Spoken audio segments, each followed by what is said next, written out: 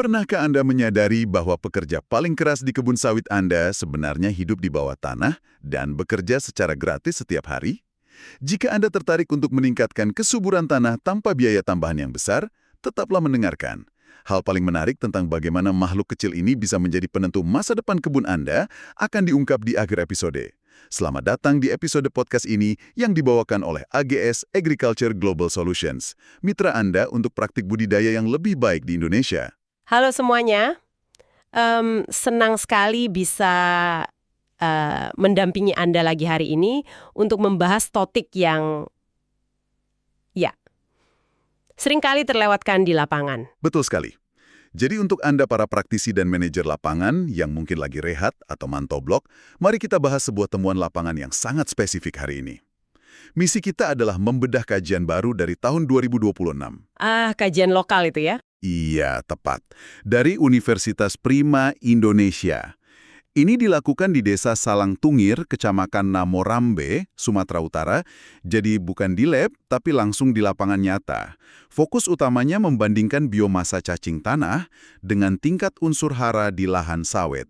Nah, kajian lokal yang baru rilis di 2026 ini sangat relevan untuk petani mandiri kita di Indonesia. Seringnya kan referensi kita itu dari iklim subtropis atau tanah yang beda jauh dari gambut atau mineral basah di sini.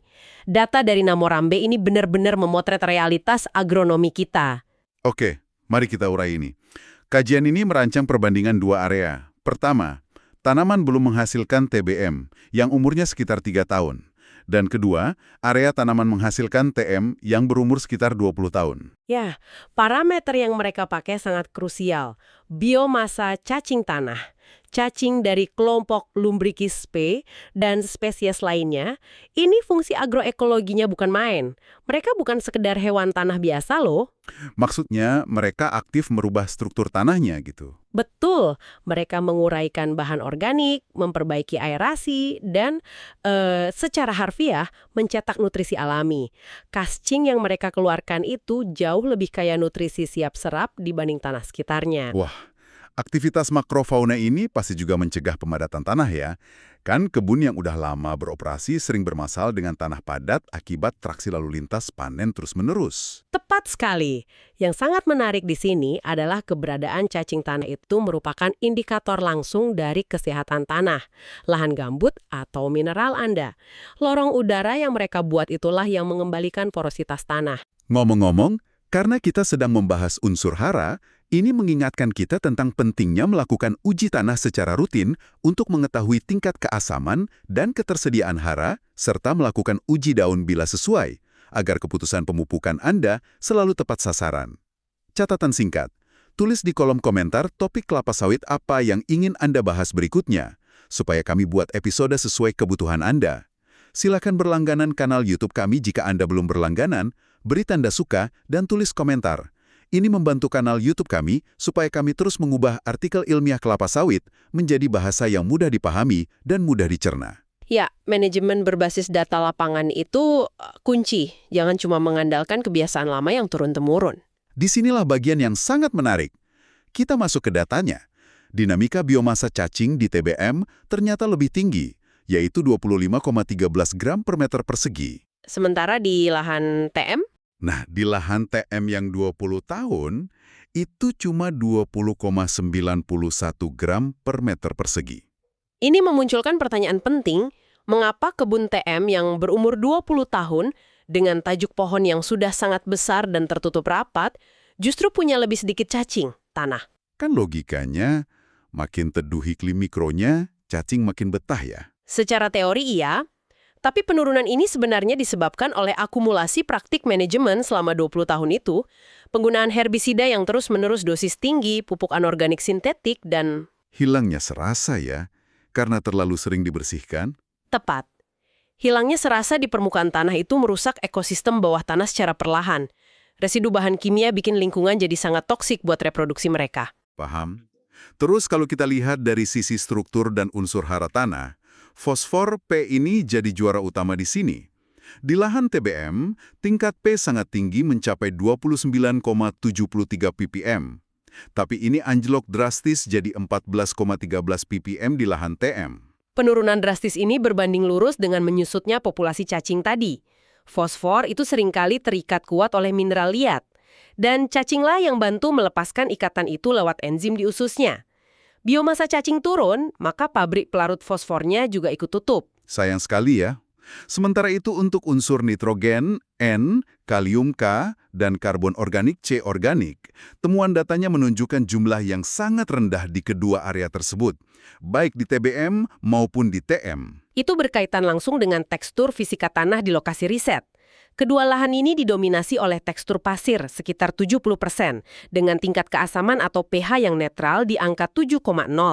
Pasir itu kapasitas mengikat nutrisinya sangat lemah. Jadi, nitrogen dan kalium itu gampang tercuci ke bawah tanah kalau hujan turun. Benar, kalau karbon organiknya rendah karena populasi cacing yang memproduksi kascing menyusut, pupuk N dan K yang Anda tabur akan langsung terbuang sia-sia lewati zona perakaran.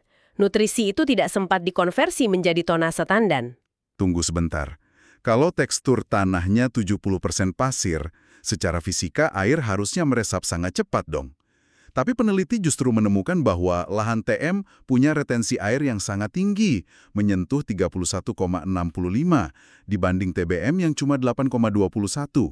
Nah, tingginya kadar air di lahan TM berpasir itu dikombinasikan dengan turunnya populasi cacing secara tegas menunjukkan indikasi pemadatan tanah yang parah.